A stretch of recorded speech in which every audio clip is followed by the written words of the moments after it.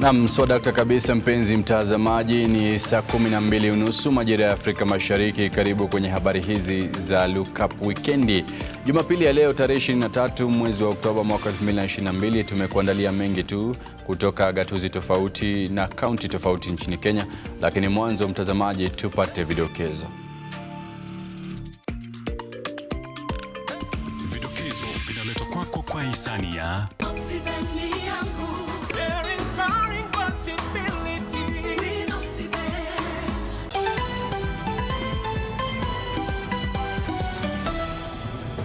Kwenye vidokezo, zaidi ya familia 5,000 zilizokumbwa na athari za ukame kaunti ya Garissa zapokea msaada wa lori 4 za chakula.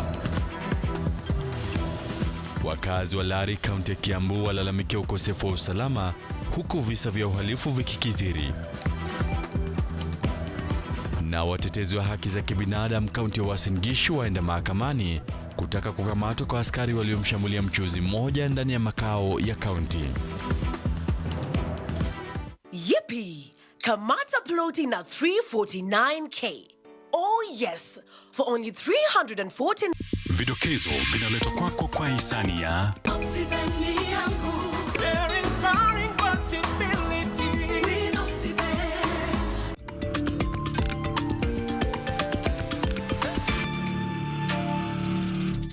Boniface Muganda, afisa anayefanya kazi katika idara ya DCI, agongwa na gari na kufariki katika barabara ya Northern Bypass Marurui. Takriban wanaharusi 34 wafunga ndoa katika kanisa Katoliki la Matungu, kaunti ya Kakamega. I'm a survivor,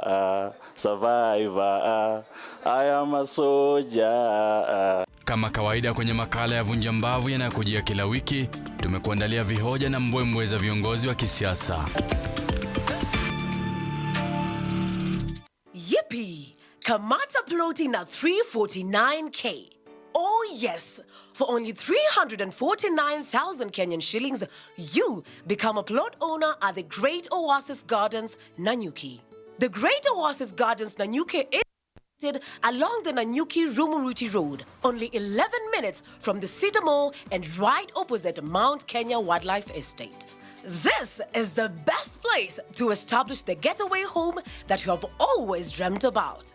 For every 349,000 that you deposit or pay as installment towards any of Optiven's plot of land, you get 10K cash back instantly. Jaza basi twende Nanyuki. Bigger is indeed better.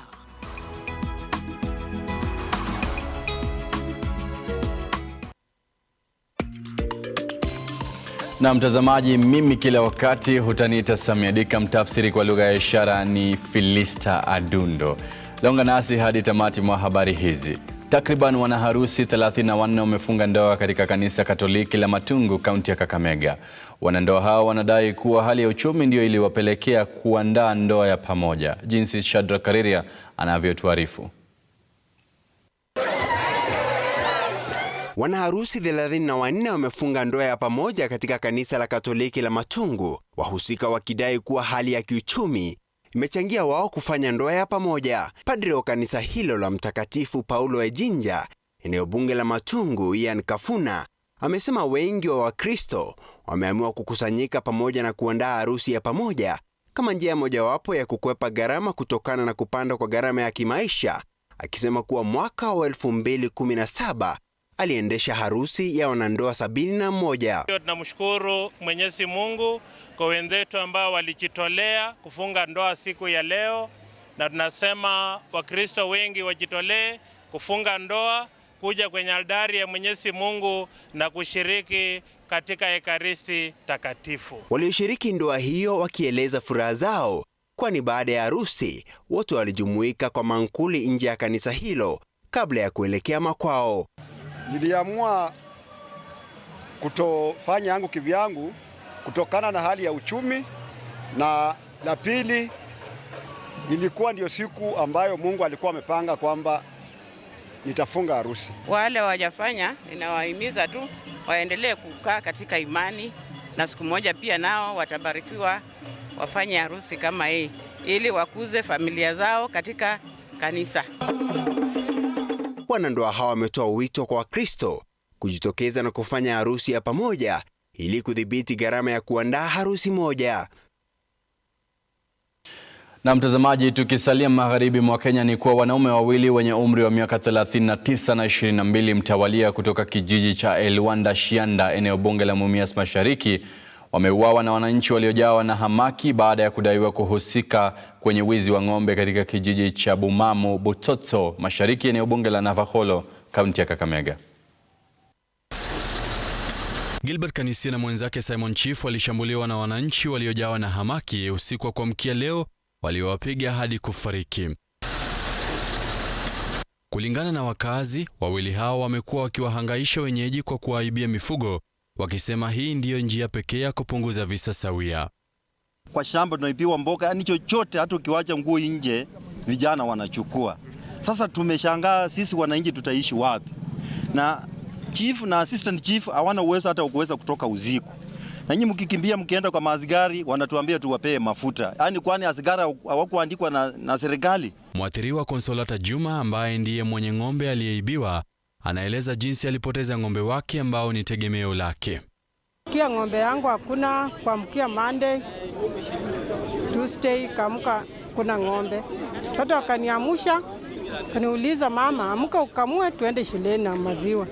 Nikaambia sabato, ngoja ni kidogo. Baada muda kidogo nikaamuka.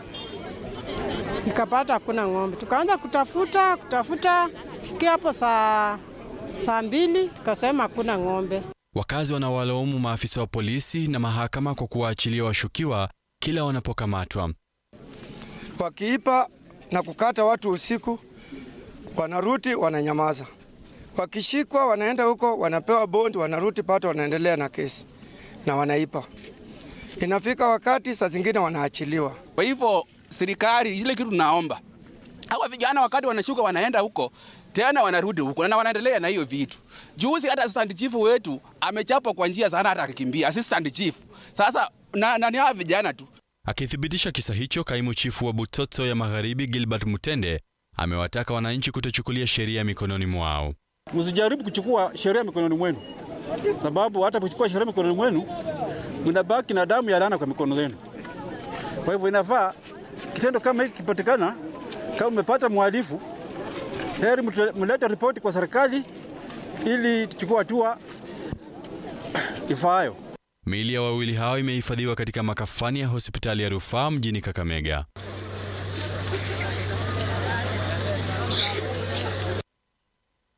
Na mtazamaji, tukiwachana na hayo, idara ya upelelezi wa mashtaka ya jinai DCI inaomboleza kifo cha Boniface Muganda, afisa katika idara ya mawasiliano aliyepoteza maisha yake hapo jana usiku kwenye ajali katika barabara kuu ya Northern Bypass eneo la Marurui. Muganda alikuwa akielekea nyumbani alipokumbana na mauti baada ya kugongwa na gari lililotoweka. Licha ya kukimbizwa hospitalini, Muganda aliaga dunia alipokuwa akipata matibabu kwenye hospitali kuu ya rufaa ya Kenyatta.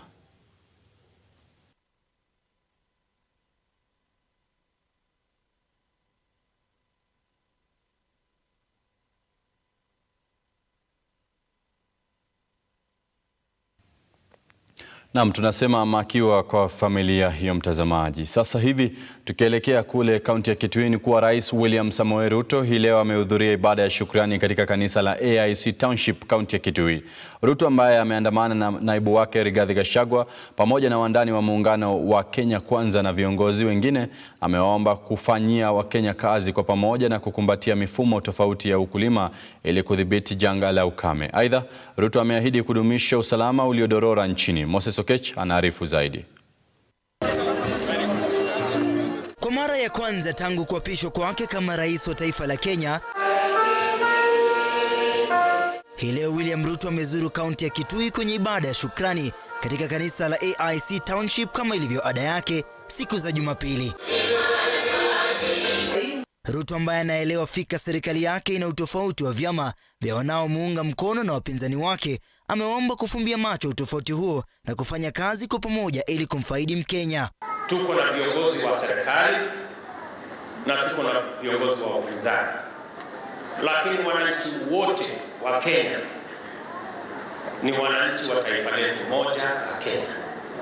Hakuna wananchi wa upinzani na hakuna wananchi wa sehemu ile nyingine. Yeye ni rais wa Jamhuri ya Kenya. Yeye si rais wa wale walipigia kura mingi.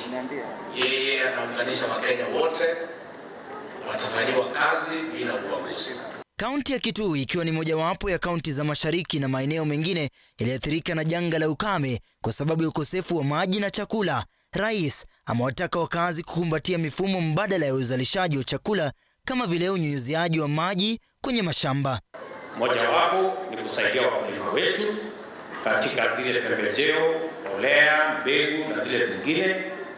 Na hatua ya pili ni kuhakikisha kwamba tunahamisha mambo ya kilimo kutoka mambo ya kungojea mvua mpaka tufanye irrigation. Na pale irrigation lazima tutege maji. We must harvest water. Na Mheshimiwa Rais, tumepanga kesho Jumatatu na Jumanne hapa katika kaunti zetu 3 za Ukambani wataweza kupata chakula. Watu wetu wanatarajia chakula.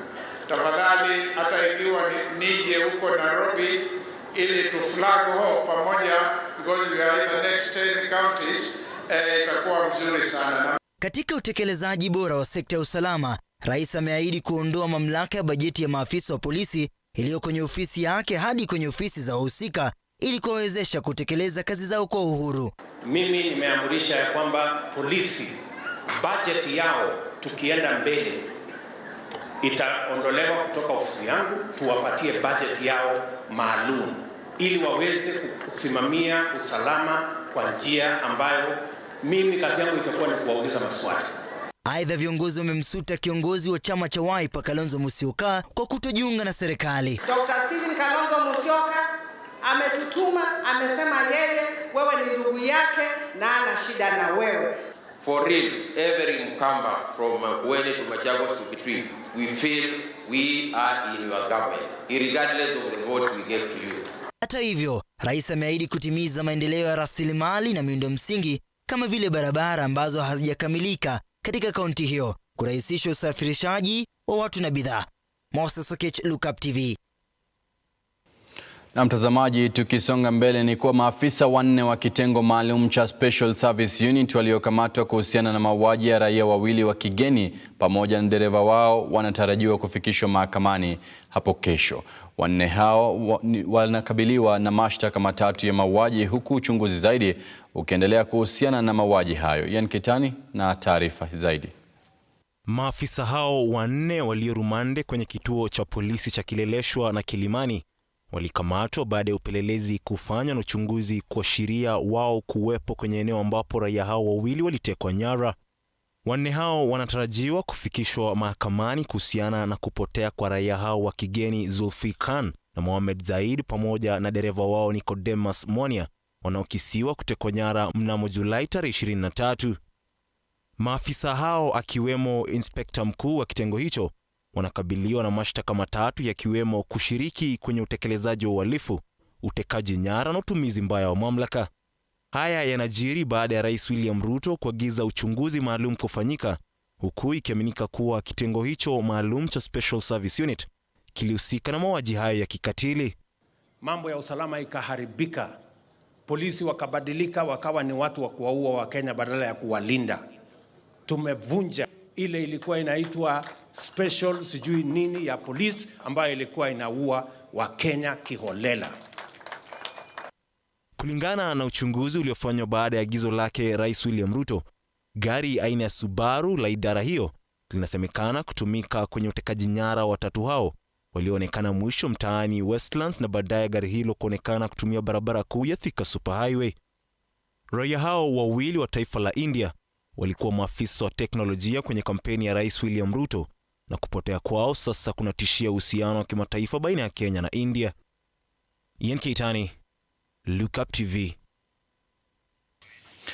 Na mtazamaji, taarifa yake Ian Keitani inatupeleka katika muda mfupi wa mapumziko. Sibanduke, manake mimi na mwenzangu Philista Adundo tutakuwa tunarejea na mengi zaidi.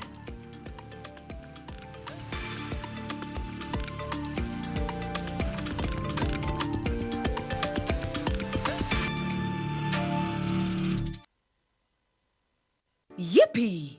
Kamata ploti na 349K. Oh yes, for only 349,000 Kenyan shillings, you become a plot owner at the Great Oasis Gardens, Nanyuki. The Great Oasis Gardens, Nanyuki is located along the Nanyuki-Rumuruti Road, only 11 minutes from the Cedar Mall and right opposite Mount Kenya Wildlife Estate. This is the best place to establish the getaway home that you have always dreamt about. For every 349,000 that you deposit or pay as installment towards any of Optiven's plot of land, you get 10K cash back instantly. Jaza basi twende Nanyuki. Bigger is indeed better.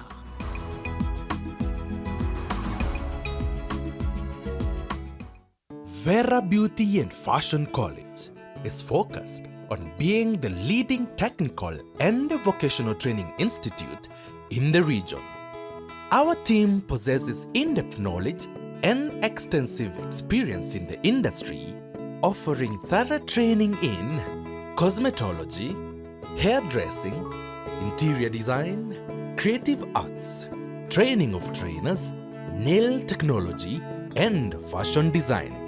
With branches in Nairobi, Thika, Meru, Eldoret, and now in Mombasa, our courses ensure that learners are completely equipped with knowledge, competency, and employability skills.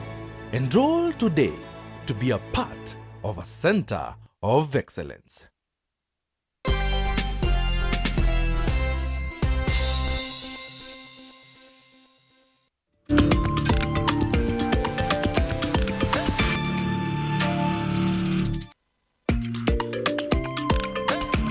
Na mtazamaji, karibu kwenye awamu ya pili ya habari hizi za Lookup Wikendi. Tuendelee kukutaarifu mengi zaidi.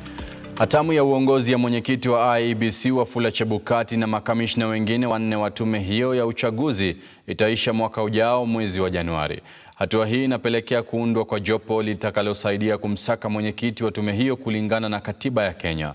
Rais William Ruto alitangaza kuwepo kwa nafasi katika tume hiyo ya uchaguzi, jambo ambalo limeanzisha safari ya kumtafuta mwenyekiti wa IEBC. Aliingia katika ofisi za IEBC mwezi Januari mwaka 2017, miaka 6 baadaye. Baada ya kusimamia uchaguzi mkuu mara ya pili, Wafula Chebukati anaondoka kama mwenyekiti wa tume ambayo imekumbwa na mgawanyiko miongoni mwa makamishna. Tarehe 17 Januari ndiyo siku ya mwisho Chebukati atakuwa ofisini. Huku hatamu yake inapofika kikomo, Rais William Ruto atateua jopo kazi la kumtafuta mwenyekiti mwingine na makamishna wawili wanaoondoka. Ratiba ya kwanza ya sheria ya IEBC inataka rais kuteua jopo la uchaguzi litakalosimamia upigwaji msasa wa makamishna wapya angalau miezi 6 kabla ya kupita kwa muda wa mwenyekiti au kamishna wa tume ya IEBC. We should have a panel to appoint the next commissioners.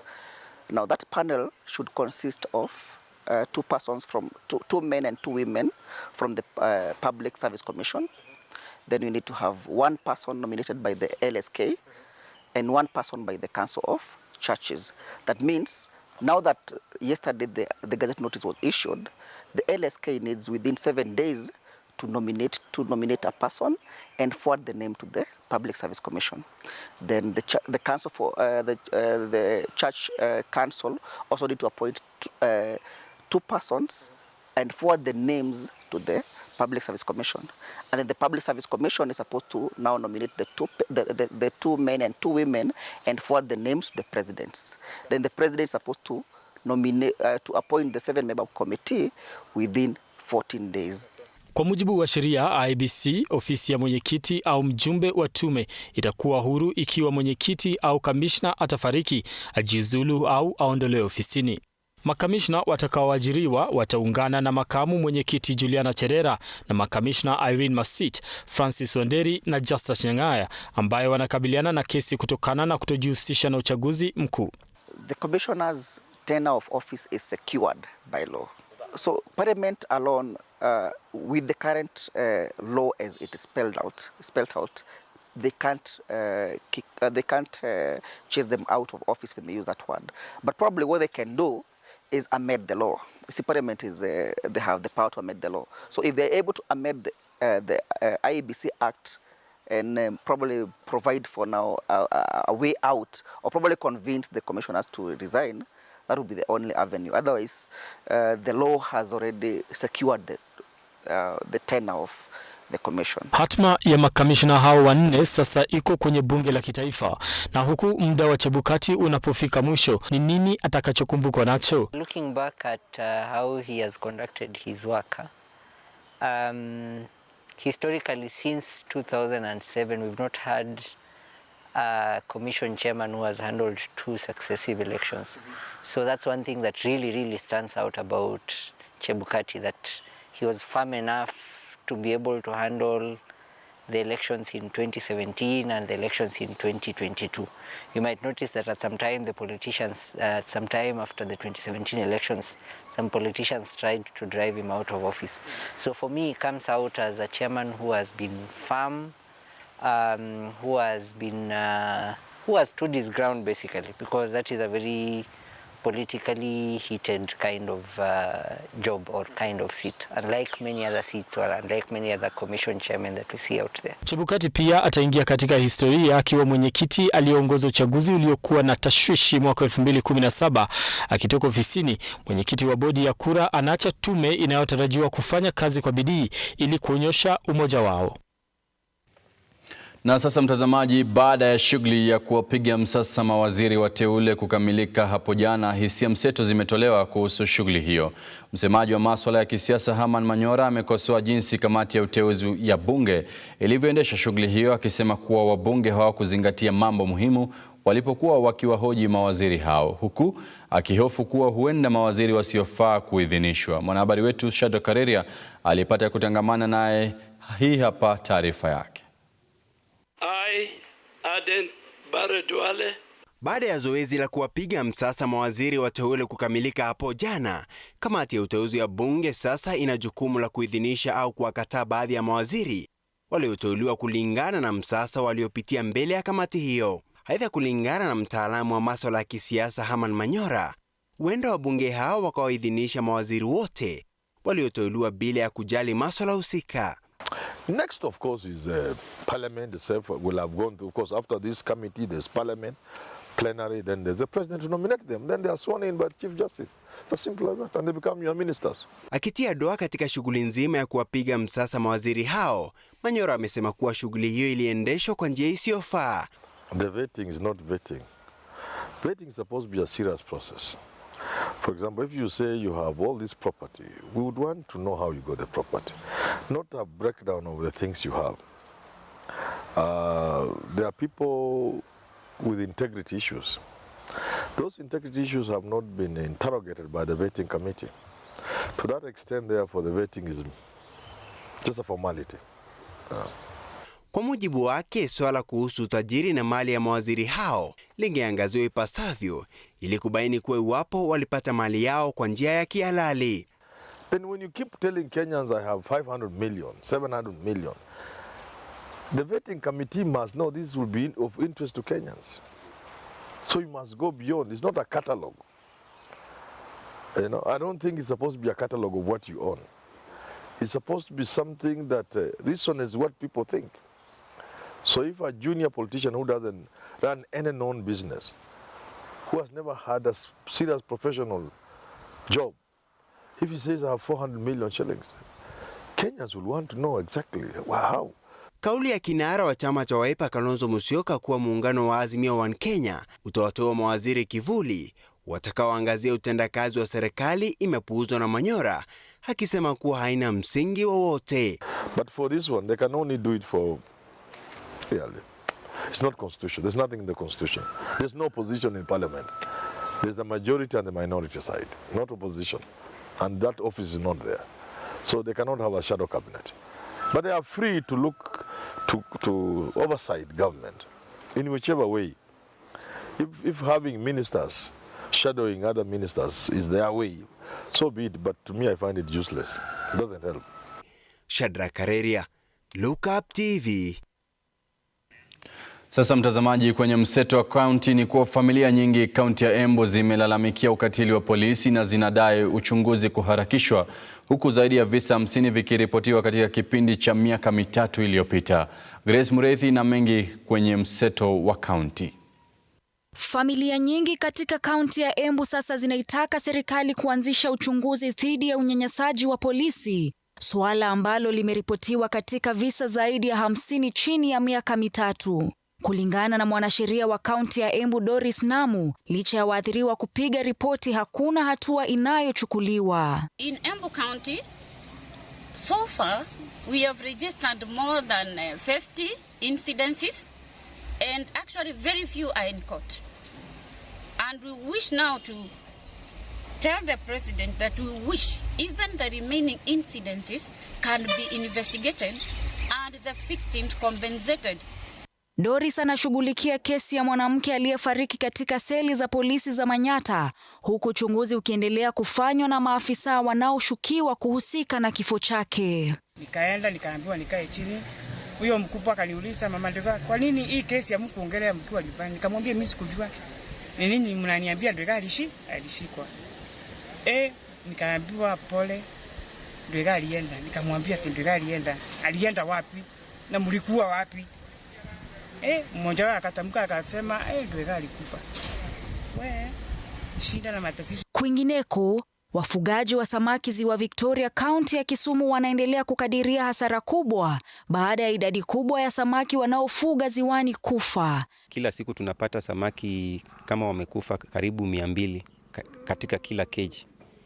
Mimi ndio nilikuwa mtu wa kwanza kufika kwa cage. Nikifika nikaona kuna zingine zimefloat. Alafu tukashika neti. Kuna jamaa mwingine pia tunafanya naye. Tukileta juu sasa tumepata samaki zimekufa kufa. Visa hivi vimekuwa vikiripotiwa kwa muda wa wiki moja sasa, ambapo taasisi ya utafiti wa bahari imethibitisha kuwa upungufu wa oksijeni majini ndicho chanzo cha vifo vya samaki hao. The fish have died because of suffocation, and when the water hasn't died, mostly they sank, and now they are going through that process of decomposition. And because of that, there's a lot of oxygen consumption, lowering the oxygen in the water. Katika kaunti ya Kilifi, zaidi ya wanawake 4,000 wajawazito wanatarajiwa kupata huduma za kliniki za uzazi bila malipo katika jitihada za kukomesha vifo vya wanawake na watoto wachanga. Kina mama hao wameombwa kupokea huduma hiyo ili kuweza kujua hali ya watoto wao kabla hawajazaliwa. Pale mwanzo huduma za ultrasound zimekuwa zikipatikana katika hospitali kubwa, zile level 4 hospitals. Lakini kupitia huu mradi wa mimba yangu tumeweza kuwa na small facilities kama zile zahanati ndogo 14 zikipeana zile huduma. Hatimaye, sanaa imechangia pakubwa kwa wanafunzi kuelewa vitabu vya kifasihi, jambo ambalo linadhihirika wazi baada ya wanafunzi kutoka shule ya upili ya Shikunga, kaunti ya Kakamega, kuonyesha kuridhika na kuweza kuelewa vitabu vya fasihi wanavyofunzwa shuleni baada ya kufuatilia maonyesho ya kikundi cha uigizaji cha Western Theatre House. And I want to say it has been of great importance. We have really gained a lot. The theoretical text we read in class today has been so understanding.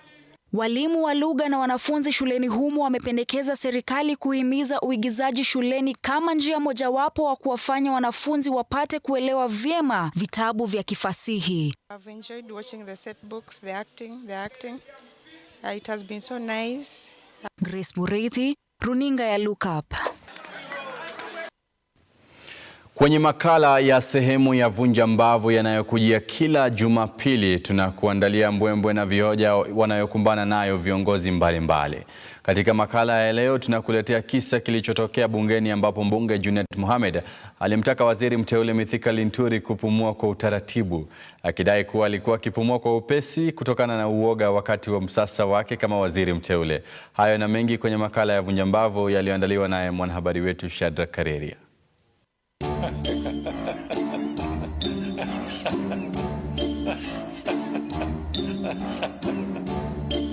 Naam, mawaziri wateule walikumbana na maswali magumu wakati wa kupigwa msasa bungeni. Mbunge Junet Mohamed alimtaka Mithika Linturi kupumua kwa utaratibu, akidai kuwa alikuwa na uoga.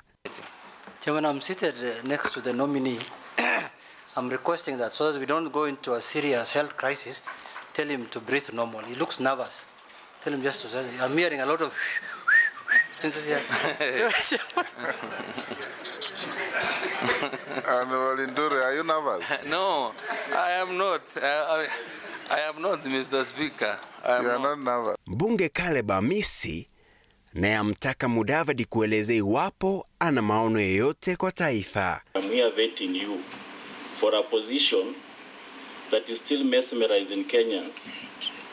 Does it portray you as a man who lacks ambition, or is it lack of option? I am ambitious. That is why I'm sitting here. I am ambitious. Salale huyu hapa kaamua kufafanua swali lake kwa wimbo bungeni. But Chair, the Speaker, you've clearly referred to the nominee as designated survivor, which I agree. There is a song that says, I'm a survivor, survivor, I am a soldier. So, can you explain to Kenyans how you survive? You are total out of order. You are total out of order. Kulikuwa na muda wa tabasamu kwenye mazishi ya mbunge William Chepkut. Mimi naye simama hapa kwa kiadventista niko na mke moja. Lakini kwa in human nature nilifanya harusi na mke wangu ambaye Chepkut alinipa Dr. Phyllis Cherono, tukaenda Amerika, akataka kubaki Amerika, nikarudi Kenya. Tena nikaoa. Jamaa huyu haelezea muda walioshiriki na marehemu. Ule mke wangu wa kwanza aliyenitafutia ni Chepkut. Mke wangu wa pili Naomi tulimtongoza na Chepkut.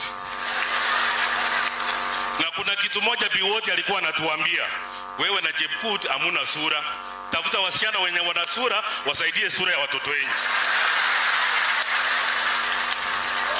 Kila mara wanawake wote ambao tulioa tuliwapeleka kwa Biwoti. Biwoti anaangalia huyu anasema, Chepkut huyu ni mweusi sana na wewe ni mweusi, hapana chukua hii.